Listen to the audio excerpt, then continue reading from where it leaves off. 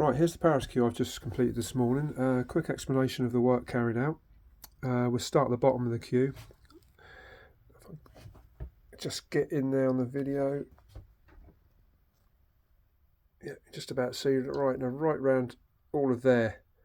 There's lots of chips and dents where it's been knocked on the floor a few times. So they've been taken out and blended in. Not too many dents on this one. There's a few that have been sort of blended. I think there's one round there, couple on the back, but all very small. So a bit of ebony dust and glue to just take that in, and then a cellulose sanding sealer over the whole of the butt, just to seal it, and then a high polish over the top. As you can see, it's come out quite nice, and it's now, after the polishing and it's dried, it's obviously super smooth now, which is good. Normally some of this wood is very pitted, but as I say, it's lovely now. Moving on up the cue, obviously we talked about lots of grain filler had come out. It's quite an older cue, so when you went between the grain, there's a nice hard bits, and then it just sunk straight into the grain, so you could feel it if you put it round in your hand. It's pretty awful, to be fair. So I'd grain fill it in 2 stages normally, maybe even 3 actually, thinking about it. I actually completely blacked the cue out all the way down, so I knew that we're starting with one sort of diameter in the cue, if you like, rather than loads of ridges and things, so then I can sand that all the way back. That obviously left higher bits round there where the cue isn't perfectly round, in the arrows and underneath, especially where your hand rubs on it. These sort of parts in there, you could feel them as you run it over your bridge hand, and in there I think there's a few up round there that were just completely black, where obviously the cue sinks into there. So when I put the filler in and make the cue round again, you can see it.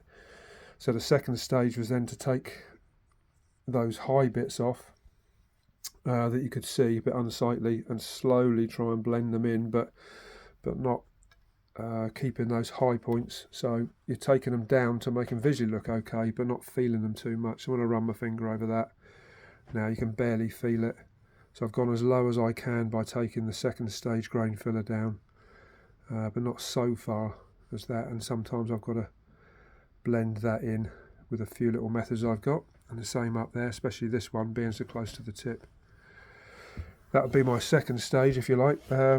Third stage I don't really normally talk about too much, as I've got a wax oil that I put over as a final finish on certain cues, especially this one, but I've also got what I call a grain enhancer in it, so you can see like a nice golden colour on this one now, so it gives it a nice aged look.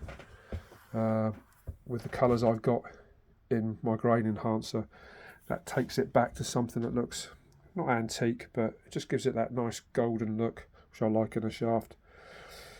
So it's not actually a grain filler, or some people use it as that, because it won't actually fill the grain completely and go hard.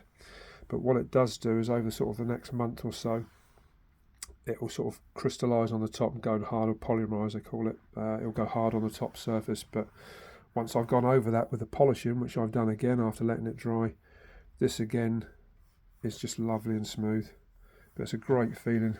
So you've got 3 stages in that, but it's something that I've learned over the years, really, just through trial and error. So you've got a cue really now that you can see all of it, but it's a lovely finish on there now. No dents, which is good.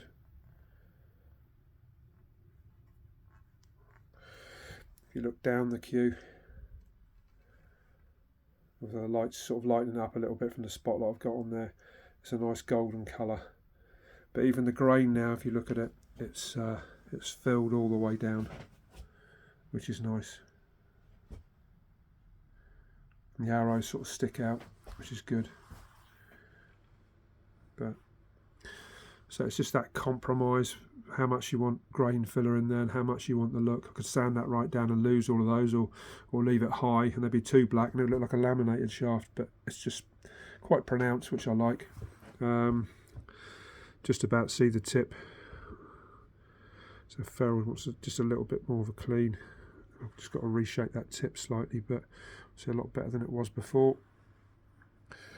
So that'll pretty much be it now. So once the tip's done, that'll be on its way. So see you on the next video.